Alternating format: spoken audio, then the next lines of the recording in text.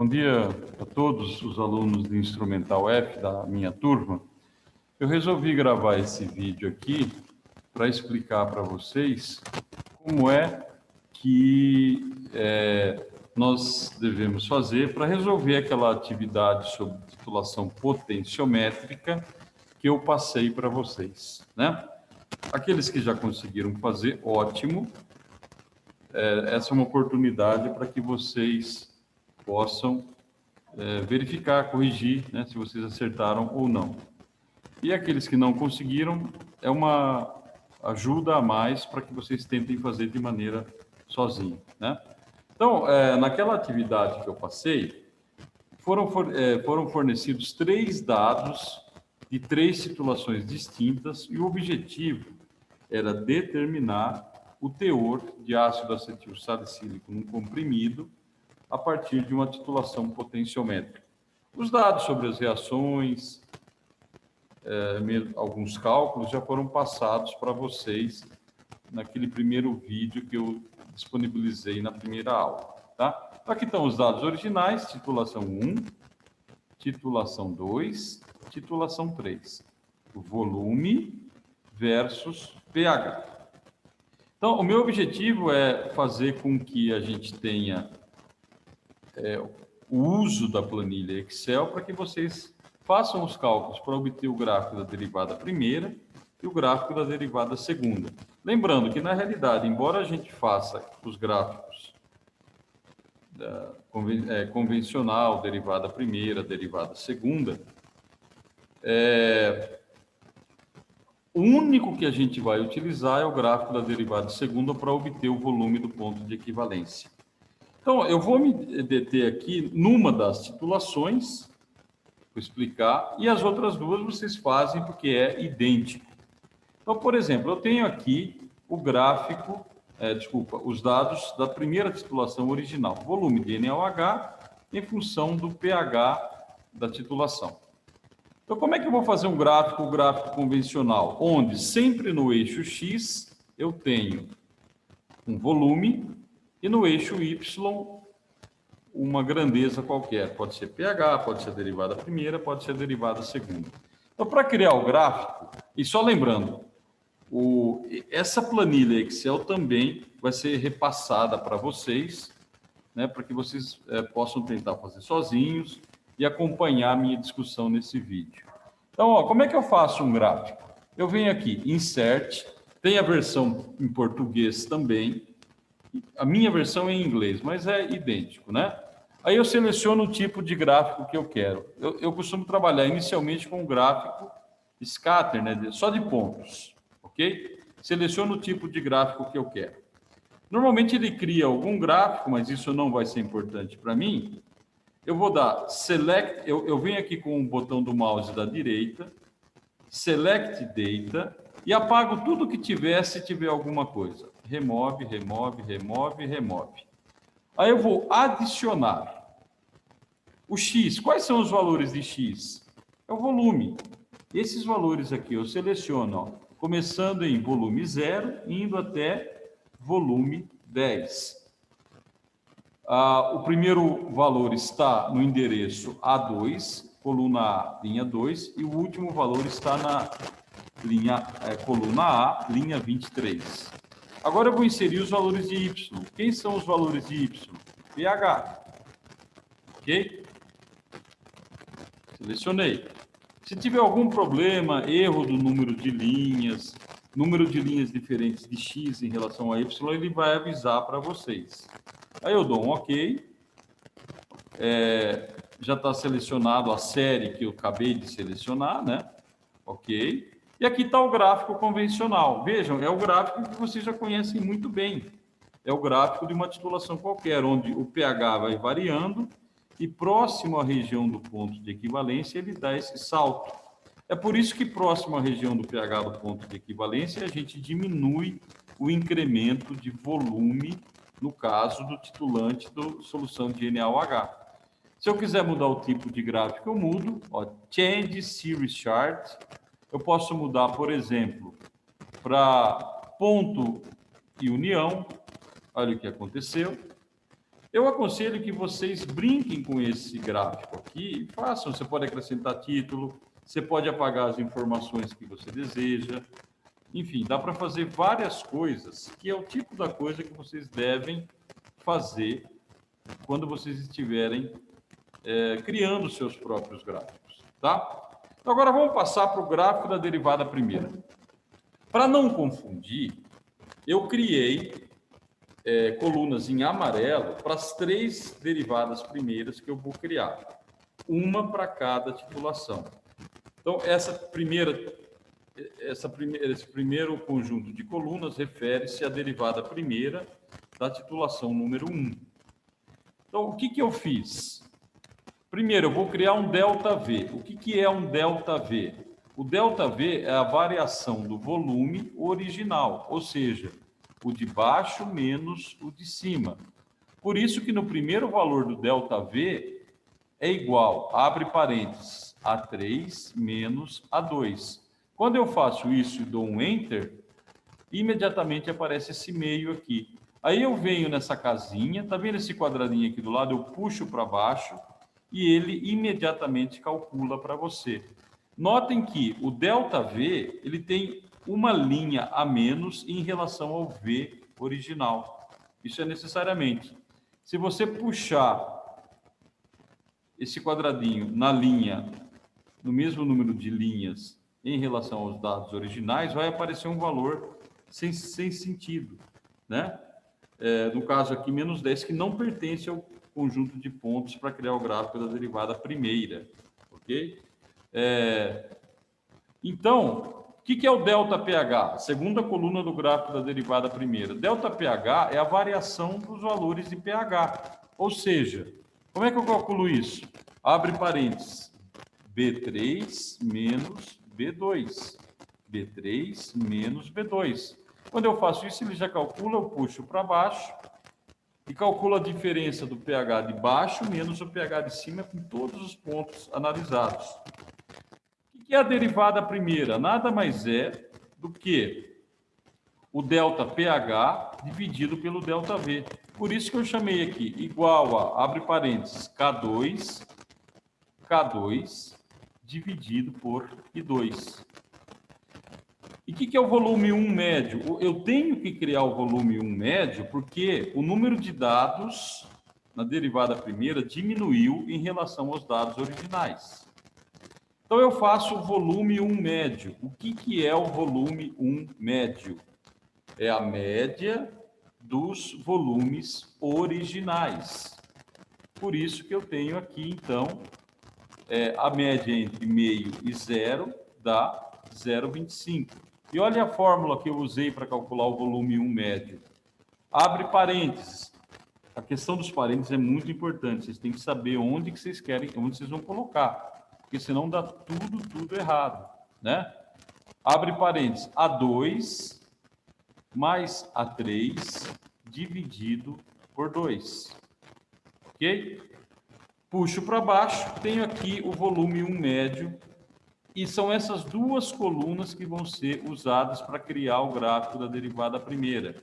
Lembrando que numa titulação, sempre o eixo x é um volume. O eixo y, nesse caso, é a derivada primeira. Volume 1 médio, x, derivada primeira, derivada 1, y. E foi isso que eu usei para construir o gráfico da derivada primeira em relação à titulação 1. Tá? Vocês podem tentar fazer, vocês vão fazer da mesma maneira. Select data, ele vai perguntar, selecionar qual? O x é esse, o y é esse, e vocês fazem, e sai esse gráfico aqui. Aqui eu utilizei o formato ponto unido por traço.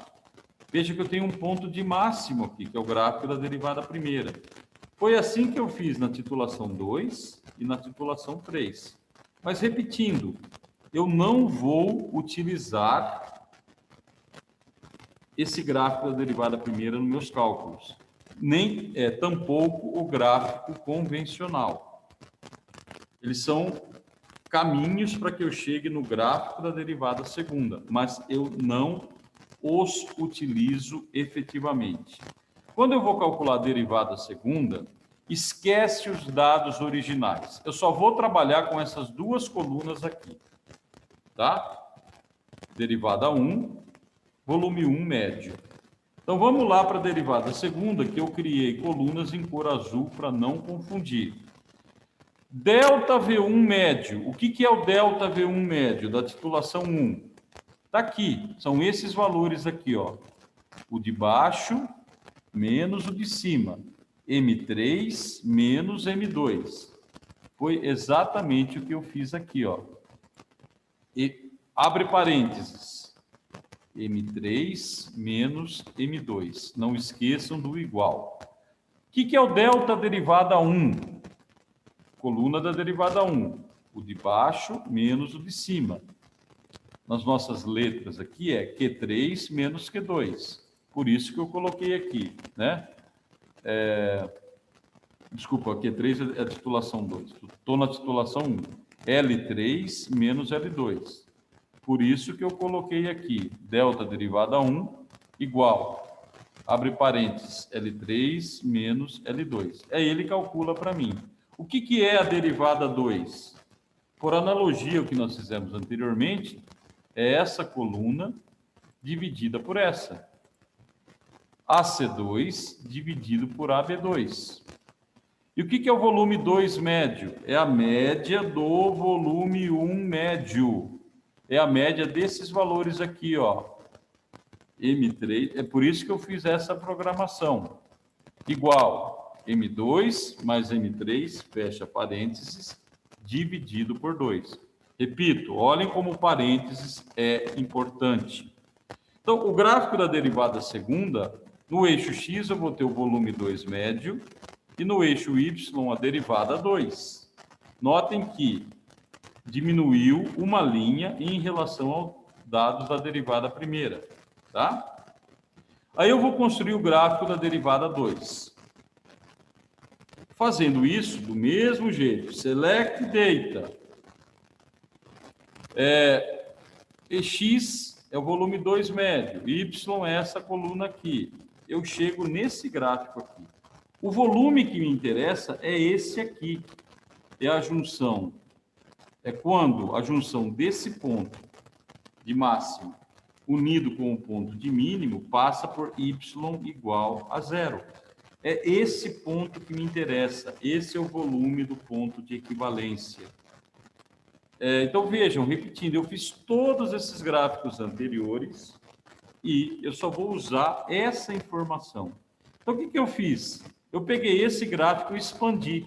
Só considerei esse ponto, esse ponto aqui corresponde a esse.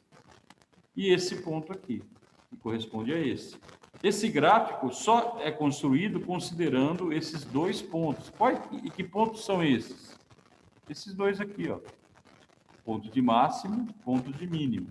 Volume médio 2, 3 e 3,25. Quando eu faço isso, eu tenho condição de unir esse ponto e criar uma equação da reta que eu vou utilizar para o cálculo do volume do ponto de equivalência. E como é que eu gero essa equação da reta? Eu venho aqui com o mouse da direita, seleciono e coloco aqui Format Trendline.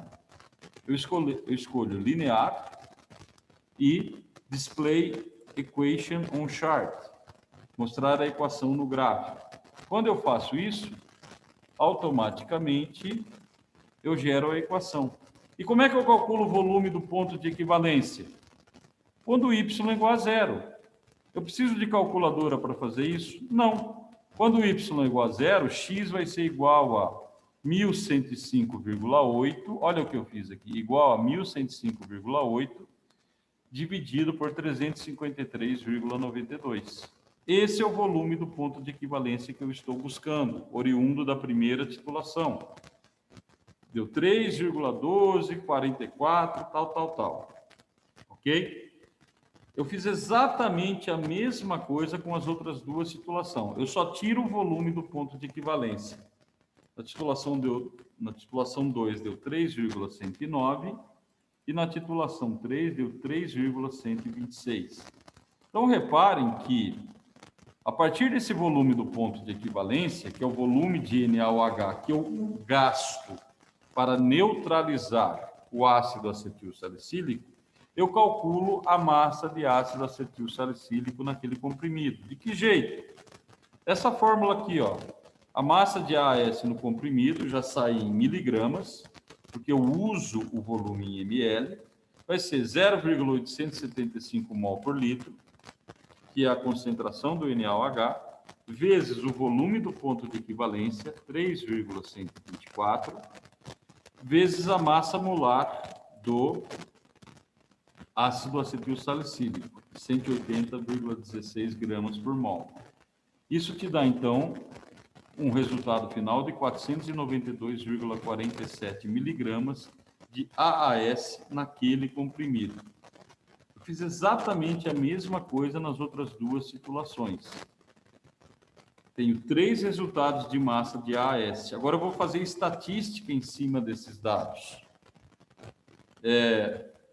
Primeiro valor, 492,47. O segundo, 490,1.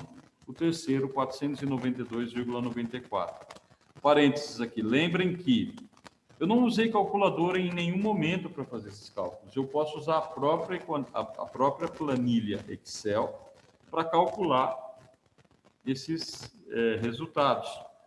Agora eu vou partir para a estatística. Olha, a primeira coisa a fazer é calcular a média desses 3 valores. O Excel tem uma função. Como é que eu calculo a média desses 3 valores? A função média em inglês é average. Em português é média, depende da função. Você vai usar ou average ou você vai usar média, né? A média de quem? Esses 3 aqui, ó, eu seleciono os 3 valores. Fecho parênteses, enter. Ele já me calcula. Essa é a média dos 3. O próximo passo é calcular o desvio padrão. Em inglês é Standard STDEV, Standard Deviation. Essa função aqui. Em português é desvipada, tá? Você vai escrever desvipada na sua versão em português, né? Vou fazer aqui primeiro em inglês, né? Standard Deviation. Abre parênteses. Standard Deviation de quem? Desses 3 aqui. Fecha parênteses, enter. Ele já calculou para você. Deu 1,52. Como é que eu calculo o intervalo de confiança? O IC, com 95%. Vocês lembram da fórmula? IC igual T vezes S, que é o Standard Deviation, desvio padrão, dividido por raiz, no caso, 3. Eu fiz essa fórmula, olha, igual 4,3, que é o valor de T, vezes o desvio padrão, que eu seleciono aqui, ó, ele está na casinha AE70. Aqui, ó, AF, desculpem, 70. Não, AE70, desculpa. AE70 vezes dividido pela raiz quadrada de 3. Em inglês é square root de 3. Na versão em português, acho que se você colocar a raiz, vai aparecer, né, a raiz de 3. Então, eu calculo o IC, deu 3,779. Lembram das regras para escrever o resultado final? Vou repetir para vocês. O IC tem que ser escrito com apenas um significativo. A média tem que ter o número de casas decimais igual ao IC. O IC sem arredondar está aqui, 3,779. Como é que eu vou escrever isso aqui arredondado, tendo apenas um significativo?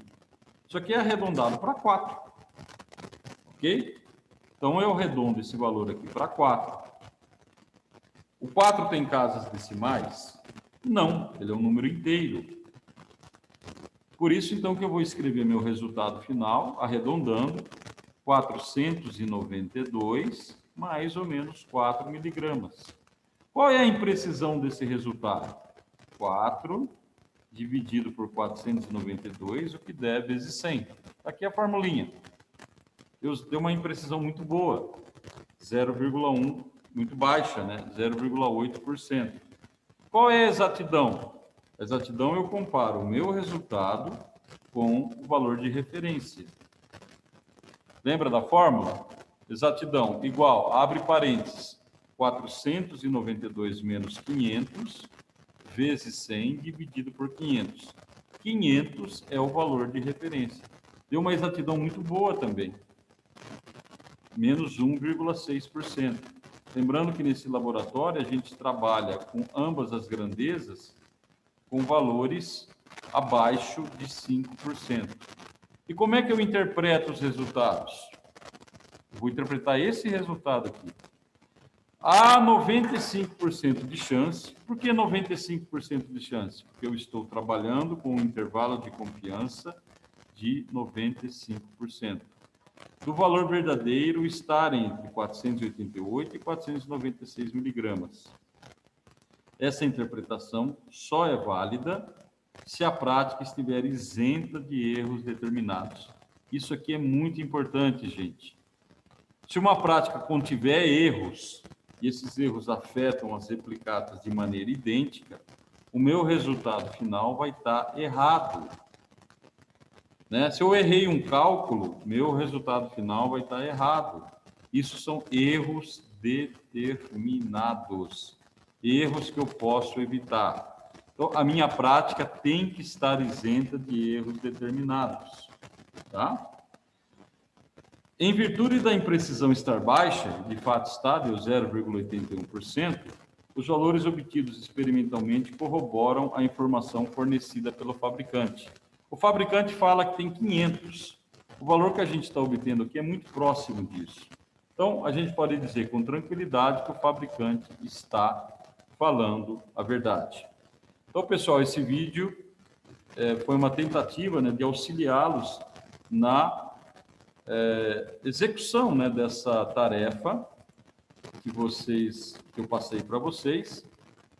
Se vocês tiverem qualquer tipo de dúvida, vocês podem me escrever, me contactar pelo WhatsApp, que eu vou responder para vocês, tá ok?